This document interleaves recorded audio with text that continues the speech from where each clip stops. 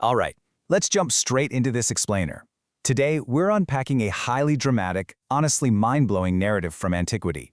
We're looking at a pivotal moment in the life of Prophet Joseph, or Yusuf, peace be upon him. And look, this isn't just your standard historical recount, right? It's a really profound exploration of human psychology, the incredibly destructive nature of elite gossip, and just unwavering patience.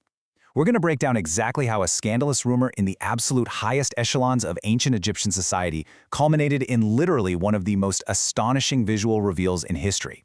So start by asking yourself this. How do you actually silence an entire city's gossip? I mean, really think about the intense societal pressure filling the streets of ancient Egypt. The subject of all this whispering? It was Zulaikha, the wife of the Aziz, who was a highly ranking minister. Word of her infatuation with her household servant Joseph had somehow leaked right out of the palace walls. And the elite women of the city? Oh, they were ruthless. Mocking her, whispering behind her back, relentlessly criticizing her total lack of control. This whole theme of destructive, high society gossip, it absolutely still resonates today. But just imagine the suffocating weight of being the primary target of an entire city's whispers. Which brings us to part 1, the whispers of Egypt, the city's mockery. So, Zulaikha was totally cornered by these relentless rumors. But here's the thing. Rather than accepting defeat or, just bowing her head in shame, her true motivation was to fight back. She was a woman of immense power and pride, and she was entirely restless. She absolutely refused to let these elite critics break her.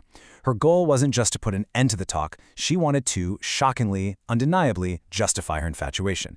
She realized pretty quickly that words were never going to be enough to convince them, right? She needed visual proof. She needed them to see exactly what she saw, so they would finally understand why she had lost all sense of reason. And that leads us right into part 2, the royal banquet, a calculated trap. Okay, so Zulaikha decides to host this lavish gathering at the palace. Now, on the surface, this just looks like standard royal hospitality, right? But this trap was meticulously set up in 3 distinct steps. First, she invites those very elite critics who had been mocking her. Second, she sets the scene flawlessly, providing these incredibly comfortable cushions for them to recline and lounge on. She's making them feel relaxed, entirely at ease, creating this whole atmosphere of laughter and lighthearted banter. But then comes the third step. She hands out fruit to her guests, accompanied by very sharp knives. I want you to feel the sensory contrast here. You have this relaxed, opulent atmosphere of a royal party, the soft cushions, the sweet fruit, completely juxtaposed with the deliberate, frankly dangerous distribution of sharp blades. This sets the stage for part 3, the stunning reveal, silence in the court. So, the banquet reaches its absolute peak. The women are laughing, they're chatting, peeling their fruit with those sharp knives, totally unaware of what Zulaikha is about to pull off. Behind the scenes, the tension is just immense as she secretly summons Prophet Joseph to enter the room.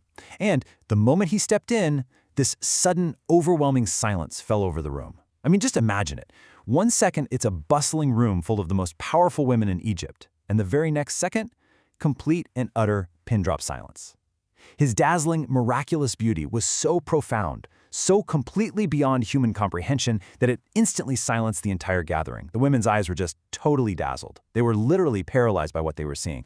The source material captures their reaction perfectly, translating to this incredibly powerful declaration.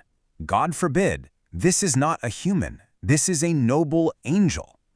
Consider the sheer shock these women were experiencing right then. I mean, their brains essentially short-circuited. They completely lost their senses.